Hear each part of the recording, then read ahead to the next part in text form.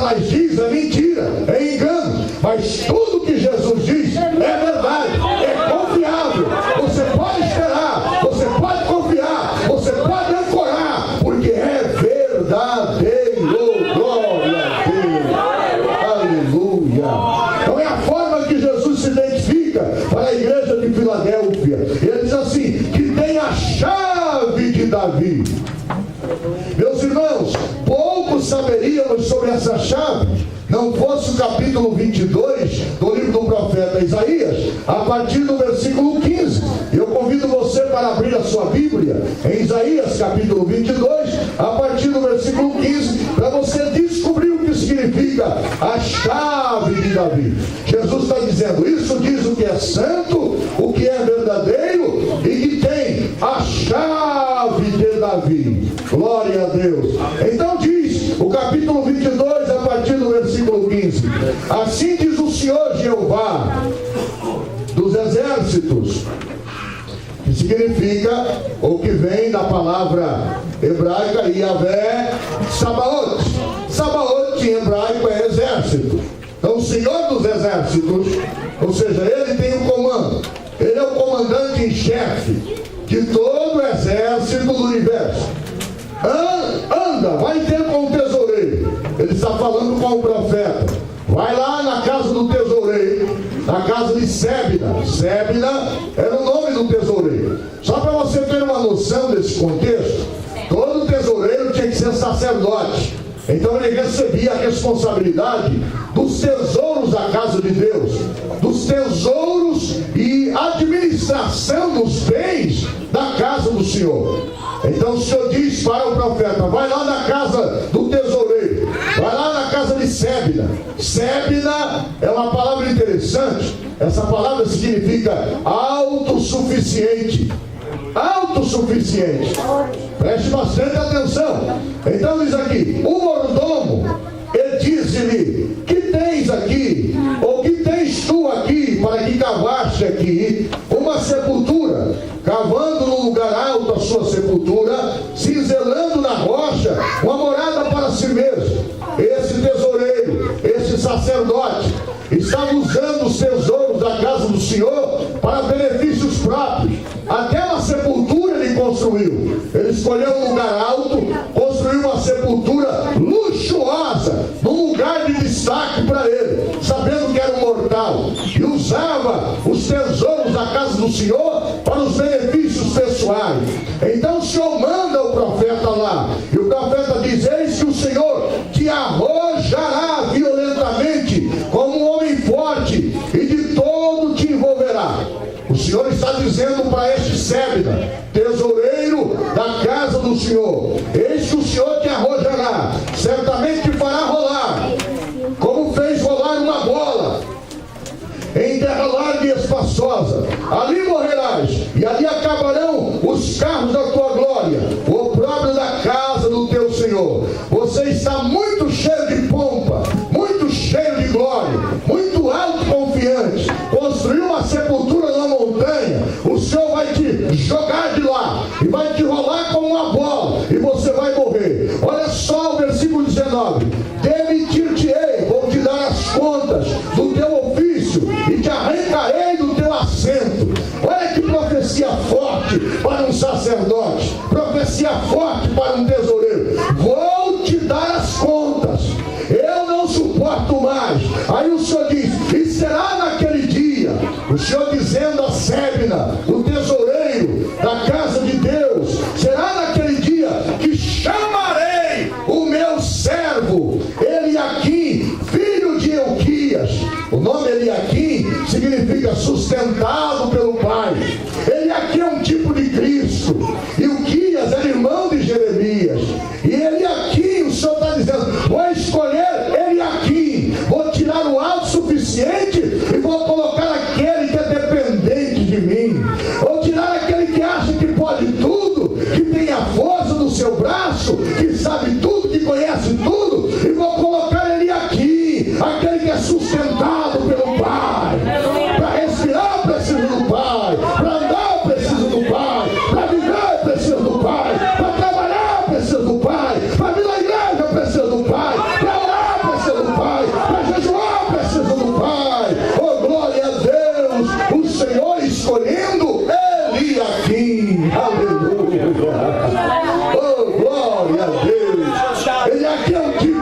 Cristo. Que coisa linda. E diz aqui o versículo 21, revesti-o-ei da tua túnica. Está falando de sacerdócio. Esforçá-lo-ei com o talabarque. O talabarque é o cinto do sacerdote.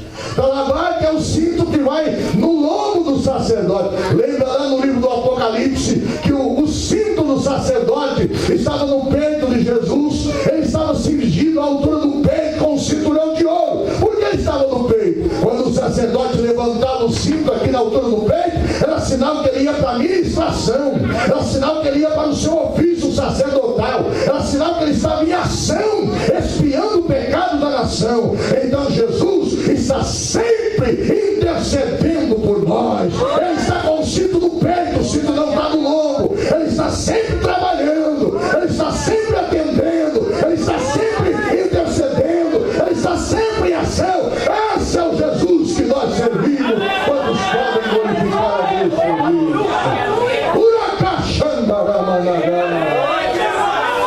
Aleluia, aleluia, aleluia. Entregarei nas suas mãos o teu domínio, e ele será como um pai para os moradores de Jerusalém e para a casa de Judá. Aqui é uma profecia sobre o Messias, aqui é uma profecia que cabe a Jesus. Aí o versículo 22 diz: e porém a chave de Davi sobre o seu ombro. Essa chave foi fabricada por Davi, por isso era chamada chave de Davi. E Davi que instituiu o ofício do tesoureiro. E Davi dizia para o tesoureiro que ele tinha que carregar a chave no ombro, falando da responsabilidade do ofício sacerdotal. A chave não podia ser carregada aqui do lado, ela era tão grande que ele andava com ela no ombro.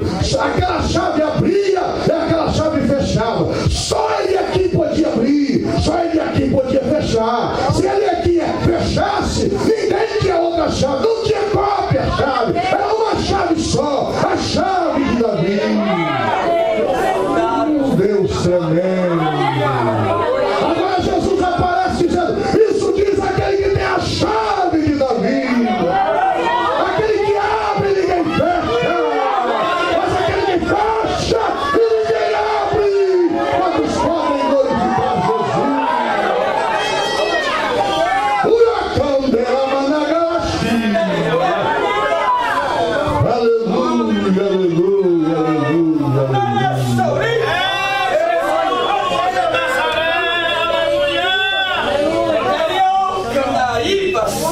E porém a chave da casa de Davi sobre o seu ombro, e abrirá, e ninguém fechará, e fechará, e ninguém abrirá. É o Eliaquim. Aí Jesus diz: eu sou o Eliaquim, profetizado por Isaías. Eu sou o cumprimento verdadeiro do Eliaquim. Eu tenho a chave de Davi, a chave que abre os tesouros milionários do céu. Aquele que reparte com fidelidade, por isso é chamado de fiel e verdadeiro. Aleluia! Ele sabe repartir. Qual é o teu pedido? Qual é o teu requerimento? Pede, eu te darei as ações por herança. Que coisa boa é servir a Jesus.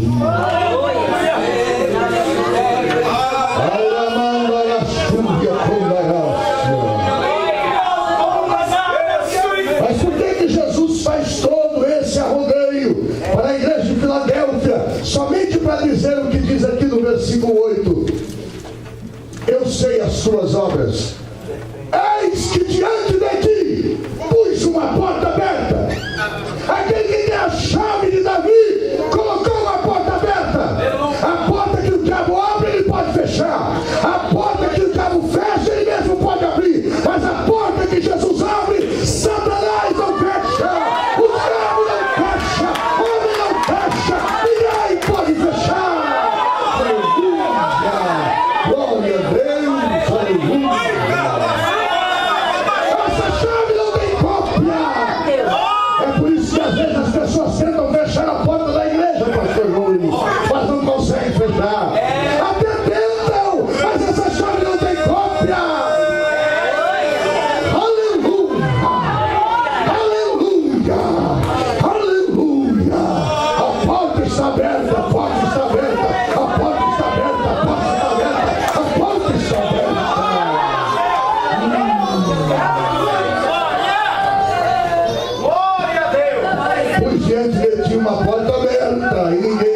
fechar. Glória a Deus, aleluia. Vamos ver o versículo 10 para nós encerrarmos. Glória a Deus. Como guardaste a palavra da minha paciência. A palavra paciência merece aqui um destaque. Ela vem de duas palavras gregas também. O termo grego é muito rico. Paciência se traduz também para perseverança. Ela aparece no contexto do Novo Testamento seguidamente. Essa palavra paciência vem da primeira palavra, upo. Upo significa de baixo. Moné. Moné significa permanecer. Então paciência significa você estar debaixo da palavra e permanecer ali. Não é hoje você está debaixo, amanhã você já não está mais. Hoje você está sujeito, amanhã você já não está mais. Hoje você é crente, amanhã já não é mais. Hoje você é fiel, amanhã você já não é mais. Não. Paciência, o pomoné, significa estar debaixo e permanecer debaixo. Aleluia!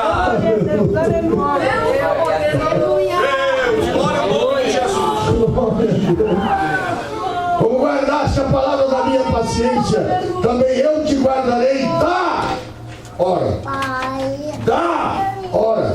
da tentação que há de vir sobre todo o mundo para tentar os que habitam na terra. Te guardarei da, essa preposição no contexto grego tem uma significância muito grande. A preposição da e não na. Podia ser na, mas não é na. Quando os defensores dos pós-tribulacionismo ou midi-tribulacionismo são aqueles que dizem a igreja será arrebatada depois da grande tribulação, ou a igreja será arrebatada no meio da grande tribulação. Quando eles se deparam com este texto e com essa preposição, então eles ficam em grande dificuldade, porque eles sabem que aqui está uma prova inequívoca de que a igreja será tirada antes da grande tribulação. Essa palavra da, ela vem da preposição grega ek, ek significa dar, mas essa palavra ek no grego significa para fora de. Aleluia. Como guardaste a palavra da minha paciência, também eu te guardarei para fora da tribulação. Aleluia. Para fora da grande tribulação. É isso que o texto está dizendo. Para fora de. Como guardaste a palavra da minha paciência, também eu te guardarei para fora da tentação. Outra palavra que eu quero só dar uma pincelada para os irmãos, essa palavra tentação. E aqui ela vem da palavra peradso. Peradso no grego significa tentar no sentido de aniquilar, tentar para matar, tentar para reduzir a nada, tentar para exterminar. Esse vai ser o caráter da grande tribulação. Tentar para aniquilar. A Bíblia diz que nos dias da grande tribulação os homens morderão a língua de tanta dor. Nos dias da grande tribulação, as donzelas vão desmaiar de sede. Nos dias da grande tribulação, capítulo 9, versículo 6 de Apocalipse, diz que a morte fugirá dos homens por 5 meses. Nos dias da grande tribulação, vai ser terrível. As estrelas, segundo o capítulo 6, vão cair no céu.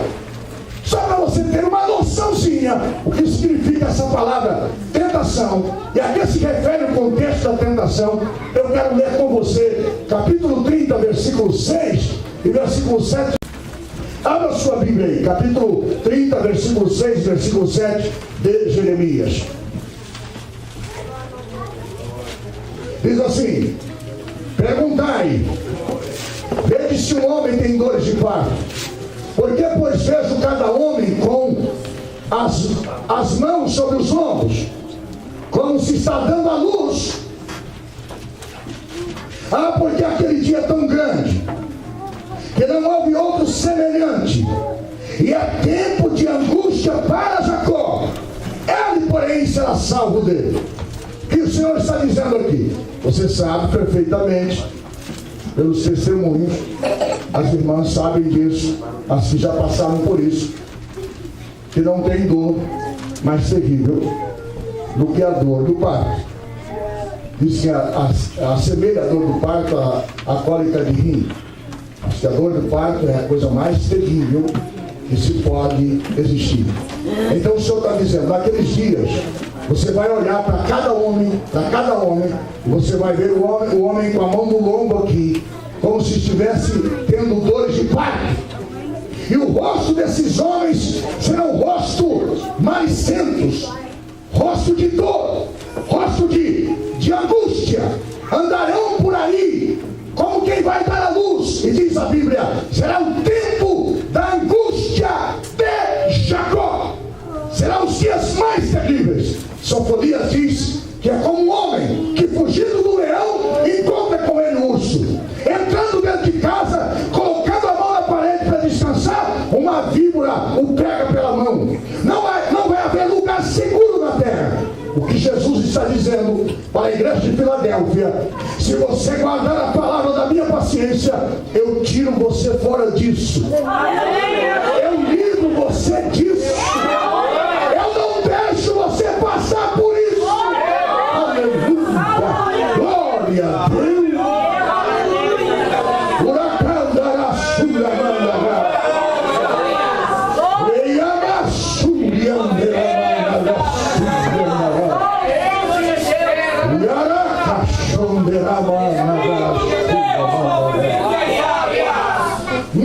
Deus.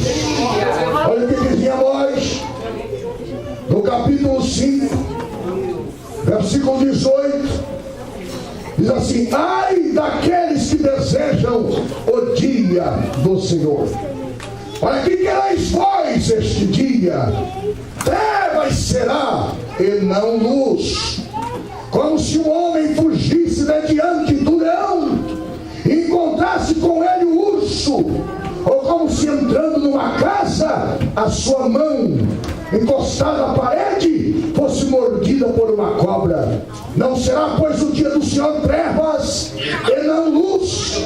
Não será completa escuridade sem nenhum resplendor. Assim vai ser o período chamado período da tribulação, que vai acontecer imediatamente após o arrebatamento da igreja.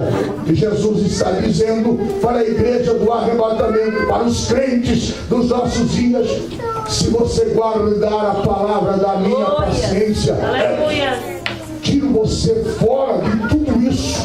Eu livro você de tudo isso. Para você ter uma leve noção, abre o livro do Apocalipse no capítulo 6, que é onde começa o período da grande tribulação. O capítulo 6, vamos ver aqui a partir do versículo 12. Isso aqui vai acontecer imediatamente após o arrebatamento da igreja. E havendo agora aberto o sexto selo, olhei, e eis que houve um grande tremor de terra, e o sol tornou-se negro como saco de silício, e a lua tornou-se como sangue, e as estrelas do céu caíram sobre a terra, como quando a figueira lança de si os seus figos verdes, abalada por um forte vento. E o céu retirou-se como um livro que se enrola, e todos os montes e ilhas foram removidas do seu lugar. Isso é no período da grande tribulação. Não vai haver lugar na terra que haja tranquilidade e paz. Hoje as tribulações são localizadas. Você olha para o mapa mundi, você pode pontuar o lugar onde o povo está passando terror, como no Iraque, como no Irã, como na Síria, agora em Israel e outros lugares da terra. Mas naqueles dias vai ser global. Aqui não terá lugar seguro. Os edifícios vão ruírem. Os homens vão correr de um mar até o outro mar. Vão morder a língua de dor. Vão desejar a morte e não vão morrer. Diz o capítulo 9, versículo 6 de Apocalipse, que a morte vai fugir durante 5 meses. Os homens vão correr, pular dos edifícios, vão se despedaçar no chão, vão ficar agonizando 5 meses, e a morte vai fugir. E o Senhor Se você for fiel, eu tiro você fora disso. Eu não deixo você passar por isso. Eu livro você de tudo isso. Aleluia. Glória a Deus. É um período terrível. Milhares de crentes, igrejas de Laodiceia vão ficar aqui. Vão passar por esse período terrível. São milhares. Talvez milhões e milhões de pessoas que frequentavam as igrejas, que ouviam a palavra, mas o temor de Deus nunca entrou no seu coração. Nunca passaram pelo processo do novo nascimento. Nunca serviram a Jesus em espírito e em verdade. Serviram a Jesus apenas de fachada. Mas de repente Jesus volta, leva a igreja de Filadélfia, fica a igreja de Laodiceia e começa o período da grande tribulação.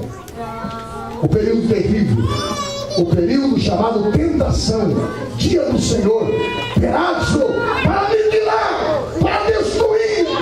E os homens, os crentes, aqueles que frequentavam a igreja, vão lembrar das mensagens e vão procurar as igrejas e vão querer servir a Jesus, mas vão sofrer, vão passar pelo período da grande tribulação. Olha o que diz aqui o texto sagrado a respeito dessas pessoas, aqui no capítulo 9.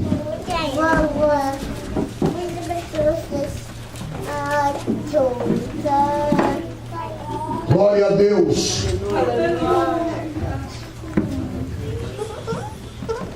Capítulo 6, versículo 10 a seguir. E clamavam com grande voz, dizendo: até quando, ó verdadeiro santo dominador, não julgas e vinga o nosso sangue dos que habitam sobre a terra? Está falando dos crentes que vão ficar no arrebatamento da igreja. Diz aqui o texto, versículo 9: e havendo aberto o quinto selo, vi debaixo do altar as almas dos que foram mortos por amor da palavra de Deus e por amor do testemunho que deram. Esses crentes vão ficar, e aí vão se converter, e aí vão ficar fiel, e aí vão dar testemunho de Jesus, e aí vão ser degolados, e aí vão ser eliminados da terra através da morte. E diz o texto sagrado que eles vão para debaixo do trono de Deus e vão ficar clamando. Enquanto isso, a igreja de Filadélfia estará num banquete chamado Bodas do Cordeiro, desfrutando das delícias que o Senhor preparou para aqueles que guardaram a palavra da sua paciência, para aqueles que foram fiéis à face da terra. Vale a pena ser fiel. Você serve a Jesus pelo carro que perece? Você serve a Jesus só pela casa que perece? Os pregadores da prosperidade, a mensagem deles é carro novo, é casa nova, é emprego, é dinheiro, é fortuna. É a mensagem dos pregadores da prosperidade, a falsa prosperidade, porque a verdadeira prosperidade é servir ao Senhor.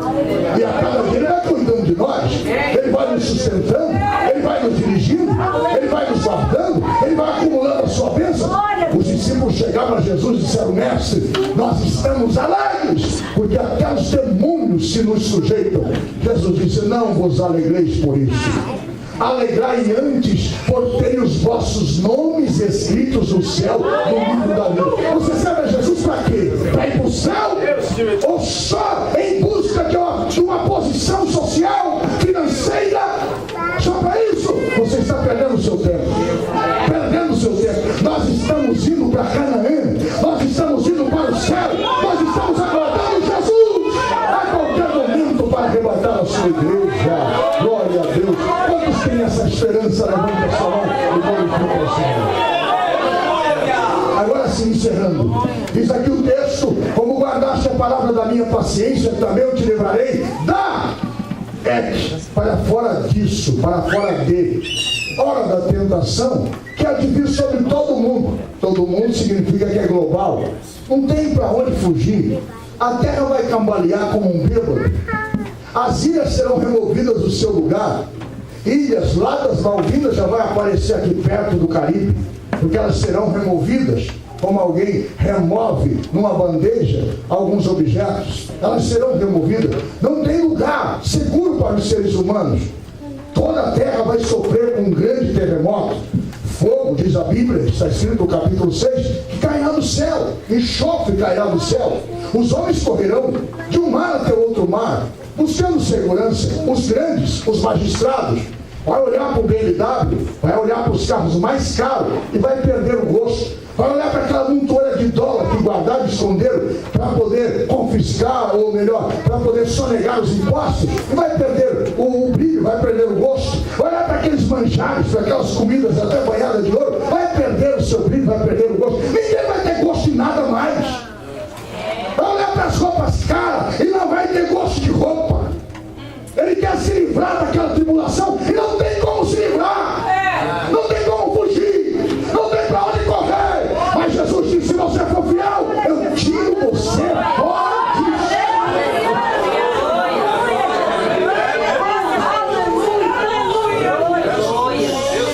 Servir a Deus só por causa do pão que perece, Paulo diz, é os piores miseráveis da terra.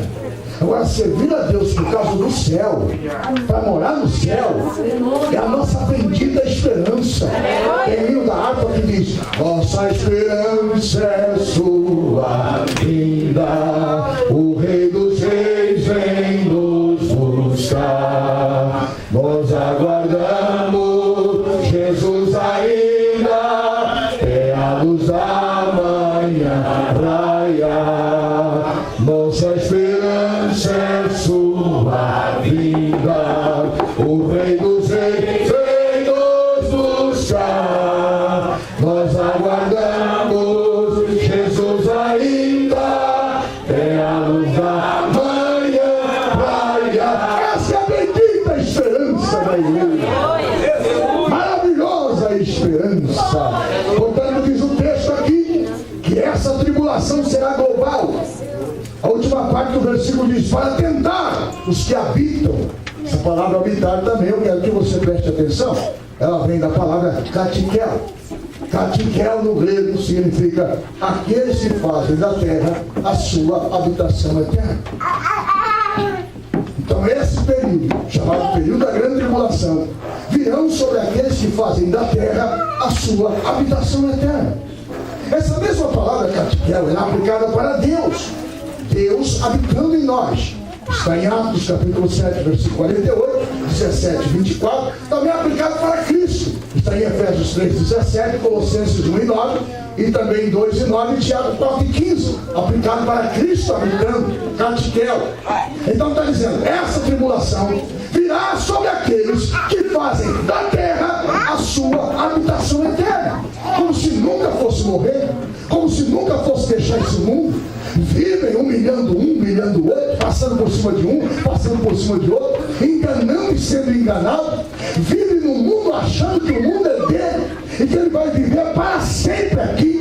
Para isso, diz o texto, virá essa tribulação sobre aqueles que fazem da terra a sua habitação eterna. Mas, para nós, está escrito aqui em Hebreus, abra sua Bíblia para terminarmos, diz aqui em Hebreus capítulo 11, versículo 9 e 10, pela fé habitou na terra da promessa, como em terra alheia, morando em cabanas com Isaac e Jacó, herdeiros com ele da mesma, porque esperava o quê?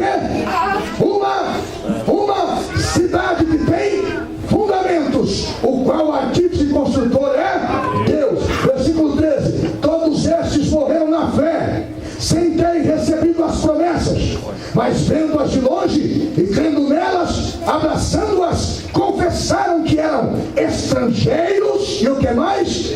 Peregrinos, na onde? Na terra. Estrangeiros e peregrinos na terra. Peregrinos e estrangeiros na terra. Versículo 14, porque os que isso dizem claramente mostram que buscam uma pátria. Glória a Deus. E aqui no versículo 13, no capítulo 13, versículo 14 diz, porque não temos aqui cidade permanente, mas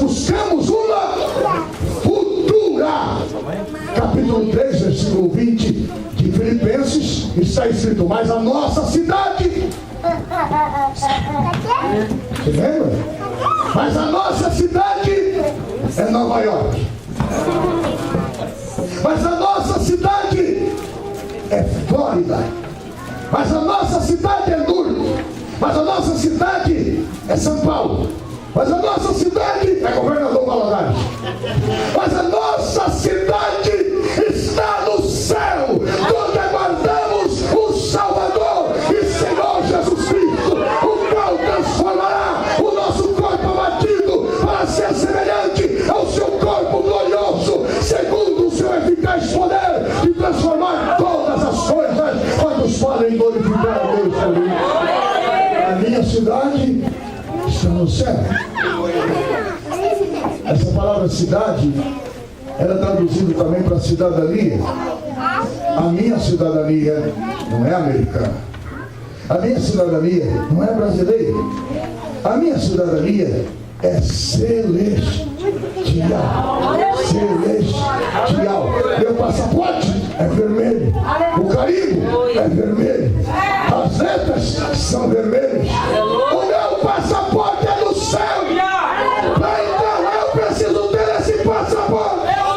Aleluia. A minha identidade é de lá. O meu sobrenome é de lá. A minha bandeira é de lá. As minhas leis são de lá. O meu rei é de lá.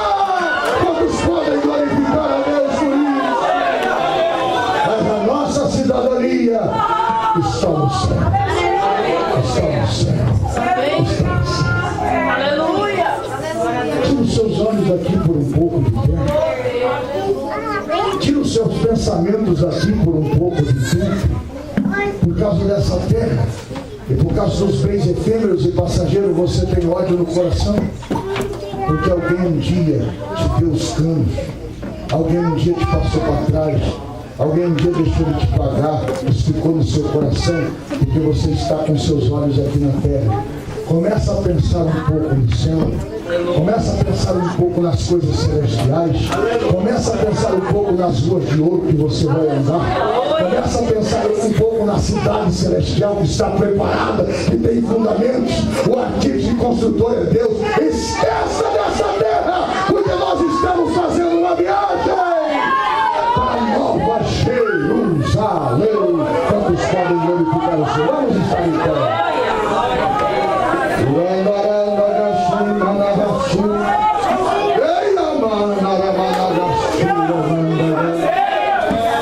Mas a minha cidade está no céu. Eu estou indo para lá. Estou indo para Nova Jerusalém. Ei, oh, glória a Deus. Jeová, Nissi. O Senhor é a minha bandeira. Nissi é a bandeira. Qual é a sua bandeira? Não é a bandeira do Brasil. Não é a bandeira americana. Sua bandeira é a bandeira de Jeová Nissi. É diferente a sua bandeira. Judá tinha uma bandeira. A bandeira de Judá era vermelha. E no meio da bandeira tinha um leão desenhado, bordado de ouro. Essa é a nossa bandeira.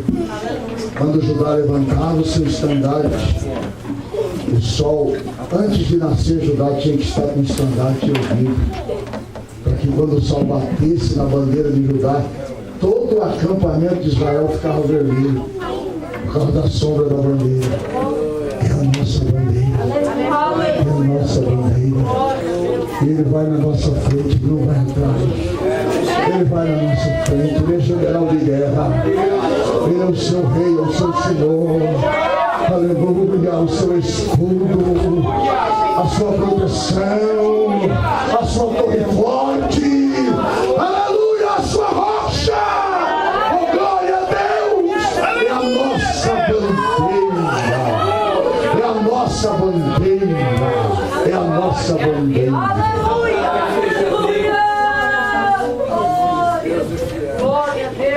Você está aqui nesta noite, talvez com o coração ainda amargurado por causa de prejuízos que você levou aqui na terra.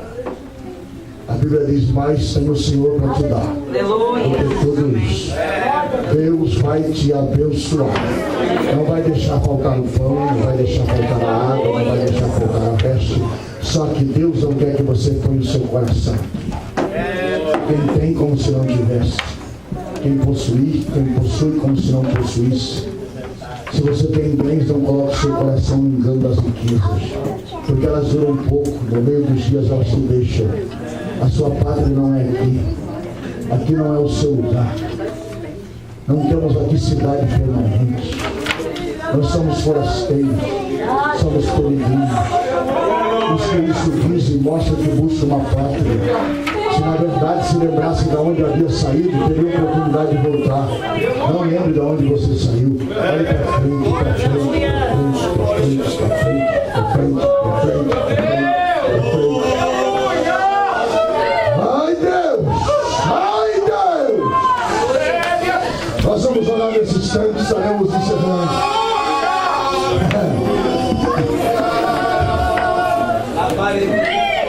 Se nós nos voltar essa noite, eu sei que alguma coisa interessante vai acontecer na sua vida. Talvez você, se Jesus voltar essa noite, você suba, porque hoje você refletiu a importância do céu, a importância de ser crente para morar no céu. Campanha do carro novo não é para nós, campanha da casa nova não é para nós, é a campanha do céu que é para nós, é a campanha do céu que é para nós, a campanha do céu que é para nós.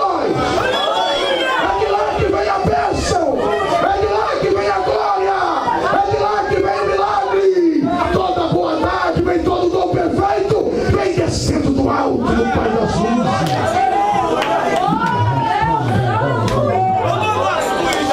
Levanta sua mão agora, querido Deus maravilhoso, Pai que estás no céu. No nome de Jesus, falei a tua palavra, falei sobre a importância do céu, Senhor. Meu Pai, no nome de Jesus, que cada crente que aqui esteve ou está, saia daqui nesta noite, Senhor, desfrutando desta maravilha, desta gloriosa esperança, que é a esperança do arrebatamento. Pai, em nome de Jesus, nós oramos, te louvamos e te bendizemos para a glória e louvor do teu nome santo e perfeito. Amém. Já ouvimos da parte de Deus porções gloriosas a sua palavra. Hoje à tarde estivemos reunidos aqui e ouvimos também a palavra de Deus que edificou os nossos corações, e agora à noite também já ouvimos porção substancial e edificadora da palavra do Senhor.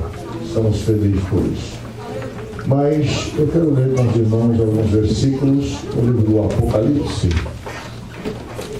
no capítulo 3, no versículo 7, versículo 9 e 10. Glória a Deus. Apocalipse, capítulo 7, versículo 9 e 10. Quantos encontraram, diga amém. Amém. E ao anjo da igreja que está em Filadélfia, escreve: isso diz o que é santo, o que é verdadeiro, o que tem a chave de Davi, e o que abre ninguém fecha, e fecha e ninguém abre.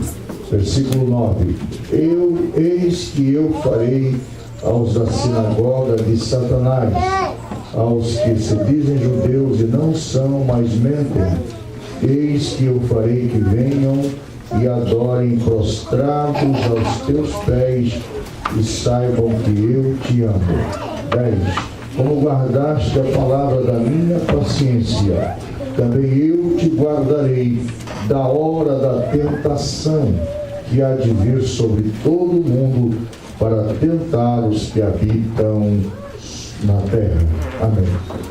Glória a Deus. Meus amados irmãos, nós temos aqui nesse contexto uma carta que Jesus envia diretamente a uma igreja da Ásia Menor.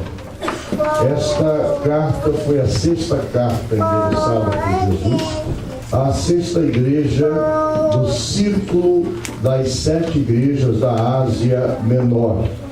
A Ásia Menor, hoje a atual Turquia, antes de se chamar Ásia Menor, chamava-se Anatólia, é a antiga Anatólia. E essa palavra Anatólia, ela é traduzida para o nosso vocabulário português para Oriente.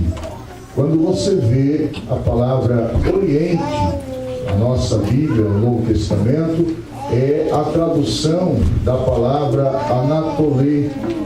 Quando você lê lá no começo do Evangelho de São Mateus, e vieram os magos do Oriente, essa palavra Oriente, no original grego, é Anatolê. Daí então, alguns estudiosos imaginam que aqueles magos vieram desta região, uma vez que é uma região aurífera, e também uma vez que a cidade de Esmirna era a maior produtora de mirra daquela época, e são as substâncias que aqueles magos levaram para presentear o menino Jesus. Mas Filadélfia é uma das 7 igrejas às quais Jesus endereçou as suas cartas de forma muito direta. Por que 7 igrejas e não 6? Por que 7 igrejas e não 8 igrejas? Na Bíblia, o número 7 é o número da completude, é o número completo. Quando você vê no livro do Apocalipse os 7 Espíritos de Deus, não significa que existem 7 Espíritos, mas está dizendo que a plenitude, a forma completa da atuação do Espírito Santo repousou sobre a vida de Jesus. Então o número 7 é o número completo. Então 7 igrejas, porque Jesus está endereçando as suas cartas a todas as igrejas, de todas as épocas, em todos os lugares da terra. Essas 7 igrejas, elas têm uma conotação histórica, representando as igrejas da Ásia, mas também elas têm uma conotação profética e cronológica, representando os períodos da igreja até o momento do arrebatamento, e por que não dizer até pós-arrebatamento? Porque a igreja de Filadélfia representa a igreja que será arrebatada, ao passo que a igreja de Laodiceia representa a igreja que vai ficar no arrebatamento. Portanto, essas 7 igrejas representam todas as igrejas em todas as épocas. Também elas representam as igrejas contemporâneas. Existem 7 tipos de igrejas diferentes nos nossos dias. Existem também 7 tipos de crente dentro das igrejas. Cada um desses crentes é representado pelo perfil de cada uma das 7 igrejas. Agora nós estamos na 6ª igreja, a igreja de Filadélfia, que compreende-se a igreja do arrebatamento. Se você olhar no versículo 11, está escrito: eis que venho sem demora, guarda o que tens, para que ninguém tome a sua coroa. Isso aqui é uma profecia direta sobre o arrebatamento da igreja. O harpazo, no grego, que significa arrebatado, ou tirado com força, mudança repentina de lugar. Meus amados, a palavra Filadélfia, ela tem uma etimologia interessantíssima. A palavra Filadélfia, ela vem de 2 termos gregos, Filos e Adelfo. Adelfo no grego é irmão, Filos é amor fraternal. Então, e Adelfo, irmão, Filos, amor fraternal, significa irmão em quem se pode confiar. Mas esse nome surgiu no tempo da dinastia dos Átalos. A dinastia dos Átalos governou toda aquela região durante o período do ano 300 a.C. até o ano 150 aproximadamente. E no ano 200 aproximadamente antes de Cristo, havia um rei que tinha a sua sede na cidade de Pérgamo, cujo nome era Eumenes II. E ele tinha um irmão chamado Átalo, e esse irmão era muito fiel, não obstante ser o seu irmão mais velho. E naquelas épocas, naquele tempo, os imperadores matavam os seus irmãos com medo de conspiração, matavam os seus descendentes com medo de conspiração e perderem o trono. Mas esse irmão de Eumenes era muito fiel a ele. Então ele fundou essa cidade e colocou o nome na cidade de Filadélfia, que é irmão em quem se pode confiar, em homenagem a esse seu irmão que era muito fiel. Portanto, a cidade de Filadélfia já tem um histórico bonito. A cidade de Filadélfia já mostra algo muito interessante, muito bonito da parte de Deus para as nossas vidas. Por que Jesus escolheu essas 7 igrejas? Talvez por causa da etimologia, do significado de cada uma dessas palavras. E cada uma dessas palavras, com os seus significados, eles encaixam perfeitamente numa época da existência da igreja. Por exemplo, seria impossível que o relógio dessa cronologia começasse por Laodiceia e terminasse em Éfeso.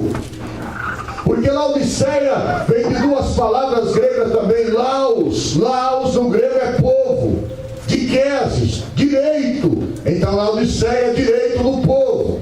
Nada se assemelha a Laodiceia como nos nossos dias, aonde o povo quer mandar na igreja de Jesus, aonde o povo quer ditar as normas.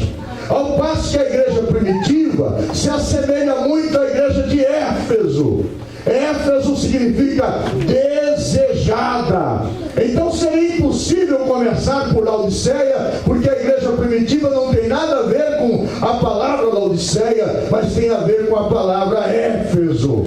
Mas a igreja que está aguardando a volta de Jesus é a igreja de Filadélfia, irmão em quem se pode confiar. Essa é a igreja do arrebatamento. Quantos podem glorificar o Senhor por isso? Então o Senhor Jesus nos mostra nas 7 igrejas algo muito interessante. A primeira coisa que ele nos mostra, a primeira lição que ele nos mostra é a lição da ética. Veja que a cada uma dessas igrejas, quando Jesus assume o púlpito da igreja, a primeira coisa que ele faz é cumprimentar o pastor da igreja. A primeira coisa que ele faz é considerar o anjo da igreja. Ele não patrola o anjo. Ele se volta para o anjo da igreja. Ele não vai diretamente à igreja, porque aquela igreja tem um anjo, tem um responsável por ela e deve ser respeitado. Deus é um Deus ético. Jesus também é muito ético. Quando nós olhamos para o contexto de Atos dos Apóstolos, nós encontramos Saulo, natural da cidade de Tarsis, indo para Damasco para prender os cristãos. Quando estava já avistando a cidade de Damasco, no meio-dia, o maior clarão do dia, então o Senhor aparece a Saulo. Saulo, diante daquele fulgor de luz, cai por terra. E ele ouve uma voz que dizia a ele: Saulo, Saulo, por que tu me persegues? E ele então disse: quem és tu, Senhor? Ele disse: eu sou Jesus, a quem tu persegues. Jesus é superior aos anjos. Jesus é superior a Moisés. Jesus é superior à lei. Jesus é superior a Salomão. Jesus é maior do que Jonas. Jesus é maior. No entanto, quando Saulo disse: o que queres que eu te faça? Jesus disse: entra na cidade, lá tem um pastor, o nome dele é Ananias, e ele vai te dizer o que você tem que fazer. Portanto, Jesus é ético, ele não patrola, ele respeita. Quanto mais eu e você devemos também respeitar. Quantos podem dizer amém? E nós encontramos esse conceito ético em várias partes do contexto das Escrituras Sagradas. Portanto, em cada uma dessas igrejas, a primeira coisa que Jesus ensina é o conceito ético, o respeito pelo anjo da igreja, ao anjo da igreja que está em Éfeso, ao anjo da igreja que está em Esmirna, ao anjo da igreja que está em Pérgamo, ao anjo da igreja que está em Tiatira, ao anjo da igreja que está em Sardes, ao anjo da igreja que está em Filadélfia, ao anjo da igreja que está em Laodiceia. Quer uma igreja mais atrapalhada do que a igreja de Laodiceia, mesmo sendo uma igreja atrapalhada, mesmo sendo a igreja que Jesus não encontrou nada para louvá-la, ele respeita o anjo da igreja. Primeiro ele se volta para o anjo, depois para a igreja. Glória seja dada ao nome do Senhor. Portanto, meus amados irmãos, a segunda coisa que nós encontramos aqui no versículo 7 aí, é o Senhor Jesus se identificando. Todos os títulos atribuídos a Jeová no Antigo Testamento são atribuídos a Jesus aqui no livro do Apocalipse. Jesus diz: isso diz aquele que é santo. A palavra santo no hebraico é kadosh. Kadosh e Yahvé, santidade ao Senhor. Kadosh significa separado, separado dos pecadores, feito mais alto do que os céus.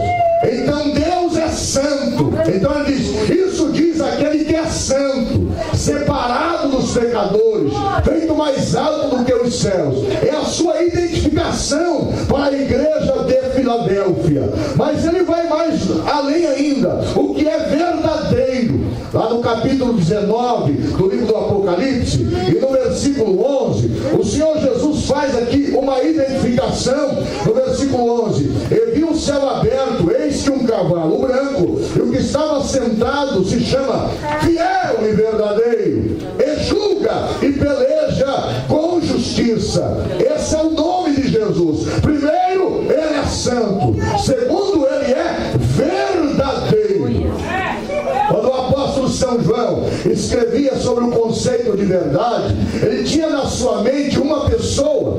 Ele não tinha na sua mente um adjetivo, ele tinha na sua mente uma pessoa. Quando ele falava sobre a verdade, ele estava falando sobre Jesus. Jesus mesmo se identifica dizendo: eu sou o caminho, a verdade e a vida. Então ele é a própria verdade. Ou seja, nele não há engano. As palavras dele são verdadeiras. Tudo que ele disse é verdade. Satanás é o pai da mentira. A mentira se originou